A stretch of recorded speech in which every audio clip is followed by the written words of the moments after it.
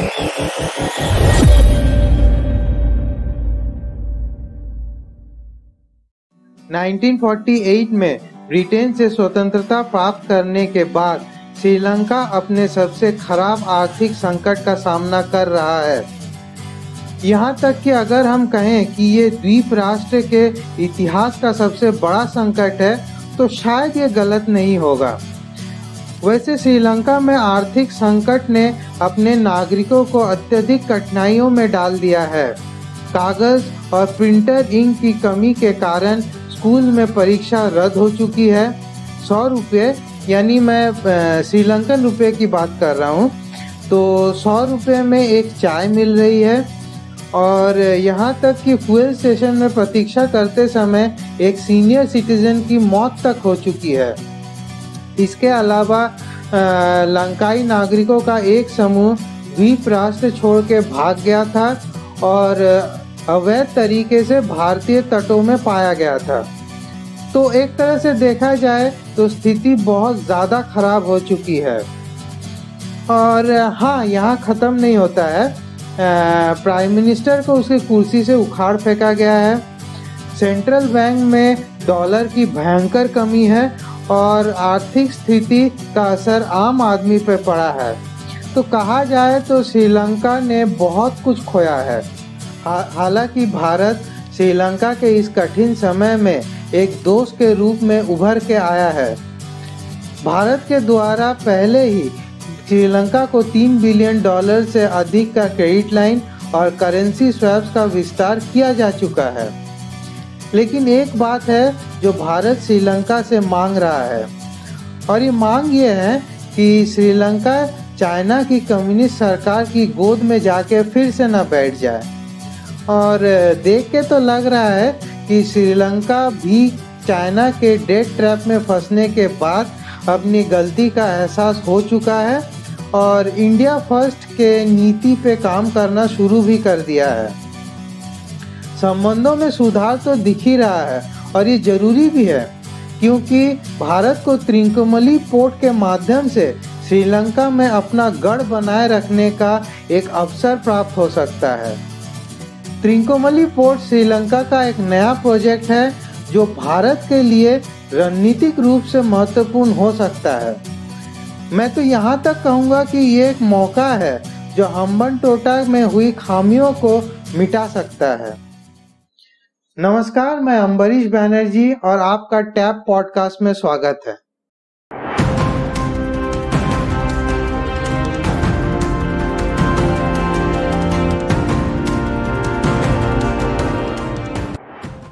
देश को बीजिंग के पास गिरवी रखने के बाद चाइना के चंगुल से बाहर निकलना मुश्किल है, लेकिन चीज़ों को संतुलित करने के लिए अब श्रीलंका भारत के साथ जॉइंटली अपने उत्तर पूर्वी क्षेत्र में त्रिकोमली पोर्ट को विकसित करना चाहता है। श्रीलंका ने ये घोषणा की है कि वो त्रिकोमली पोर्ट को एक इंडस्ट्रियल हार्बर के रूप में विकसित करने की योजना बना रहा है और जल्द ही इसके लिए वो टेंडर भी जारी करेगा। लेकिन ये प्रोजेक्ट आखिर है क्या और इस प्रोजेक्ट में क्या होने वाला है और भारत को भी इसमें क्या फ़ायदा है, चलिए आगे जानते हैं। देखिए, श्रीलंका त्रिकोमली पोर्ट के आसपास बेसिकली एक स्पेशल इकोनॉमिक जोन बनाना चाहता है। इसके लिए वहाँ हज़ारों एकड़ की ज़मीन लीज पे दिया जाएगा ताकि वहाँ इंडस्ट्री सेटअप किया जा सके। इससे उस जगह का डेवलपमेंट तो होगा ही, साथ में कनेक्टेड त्रिकोमली पोर्ट को भी फ़ायदा होगा। श्रीलंका पोर्ट अथॉरिटी के चेयरमैन प्रसन्था जयमन्ने ने ये कहा कि हम वास्तव में त्रिकोमली पोर्ट को इंडस्ट्रियल हार्बर के रूप में विकसित करने के लिए एक्सप्रेशन ऑफ इंटरेस्ट जारी करने की योजना बना रहे हैं। इसका मतलब है कि हम किसी एक ही पार्टी को प्रायोरिटी नहीं देंगे, बल्कि हर उस इंडस्ट्रियलिस्ट से बात करेंगे जो इस पोर्ट परिसर को सही ढंग से इस्तेमाल करेगा और यहाँ इन्वेस्ट करेगा। हमारे पास एक बड़ी भूमि है, लगभग 2400 हेक्टेयर की, जो त्रिकोमली पोर्ट के चारों ओर फैली हुई है। ऐसा नहीं है कि भारत ने त्रिकोणमली में निवेश नहीं किया है। भारत पहले ही पर्याप्त निवेश कर चुका है, लेकिन श्रीलंका ने पोर्ट, इंफ्रास्ट्रक्चर, एनर्जी, पावर और मैन्युफैक्चरिंग सेक्टर्स में अधिक भारतीय निवेश का आग्रह किया है। वैसे भी इस प्रोजेक्ट में निवेश करना भारत के लिए रणनीतिक रूप से मददगार साबित हो सकता है। भारत के अलावा त्रिकोणमली पोर्ट के विकास ने जापान और यूएस जैसे कई देशों को अपनी ओर आकर्षित किया है। त्रिकोणमली पोर्ट का विकास न केवल भारत के लिए हिंद महासागर क्षेत्र पर एक गढ़ हासिल करने का अवसर है, बल्कि देश को हम्बनटोटा के ब्लंडर्स को सुधारने में भी मदद कर सकता है। लेकिन क्या था ये भूल जो हम्बनटोटा में हुआ था? हम्बनटोटा पोर्ट की कल्पना 1910 में की गई थी। एक कनेडियन फर्म 1999 में इस प्रोजेक्ट का पीछा करना शुरू किया और 2003 में इसे श्रीलंकन सरकार ने पारित कर दिया। इसके बाद आया तबाही की ओर ले जाने वाली दो घटनाएं। पहला है महिंदा राजपक्षे का श्रीलंका की राजनीति में विस्तार और दूसरा है चाइना दुनिया का सबसे बड़ा बायलैटरल लेंडर बन जाना। हम्बनटोटा पोर्ट चाइना के आक्रामक डेट ट्रैप डिप्लोमेसी का एक जीता जागता उदाहरण है।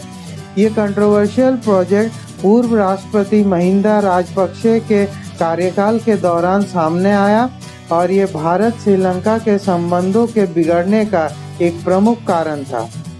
क्योंकि ये प्रोजेक्ट फिजिबल नहीं था, इसलिए भारत ने इसे फिनेंस करने से इनकार कर दिया।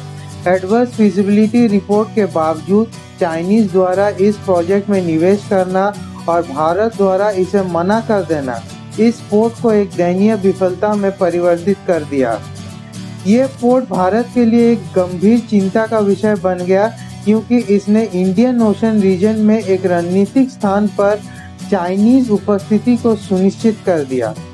भारत की चिंता तब और बढ़ गई जब श्रीलंका ने अपने कर्ज का भुगतान करने में असमर्थ होने के बाद पोर्ट और उसके आसपास के 15,000 एकड़ के जमीन को 99 साल के लीज पर चाइना को सौंप दिया। ये चाइना के लिए रणनीतिक रूप से महत्वपूर्ण था, क्योंकि उसने भारत के तटों से कुछ ही मील दूरी पर अपना पैर जमा लिया था। त्रिकोणमली पोर्ट के रूप में अब भारत के पास एक अवसर है और उसे चाइना को इंडियन ओशन रीजन से बाहर निकालने के लिए इस अवसर का अधिकतम लाभ उठाना चाहिए। ये चाइना को दिया गया एक बड़ा धक्का होगा। वीडियो के अंत में मैं चाइना के हमदर्दों के लिए एक फैक्ट छोड़ के जाता हूँ। चाइना हमारे पड़ोस के देशों को चाहे जितना भी छोटा मोटा लाभ प्रदान कर ले, अंत में हमारा भारत ही है जो उन्हें उलझन की दलदल से उभार के लाता है। नई दिल्ली हमेशा अपने पड़ोसियों की मदद के लिए कंधे से कंधा मिलाकर चलती है। तो आज के लिए बस इतना ही। अगर आपको ये वीडियो पसंद आया है तो प्लीज़ इसे लाइक और शेयर कर दीजिए, और जो इस चैनल के साथ नए नए जुड़ रहे हैं वो प्लीज़ प्लीज़ प्लीज़ सब्सक्राइब कर दीजिए। तो मिलते हैं अगले किसी वीडियो में किसी और टॉपिक के साथ। तब तक के लिए जय हिंद, वंदे मातरम।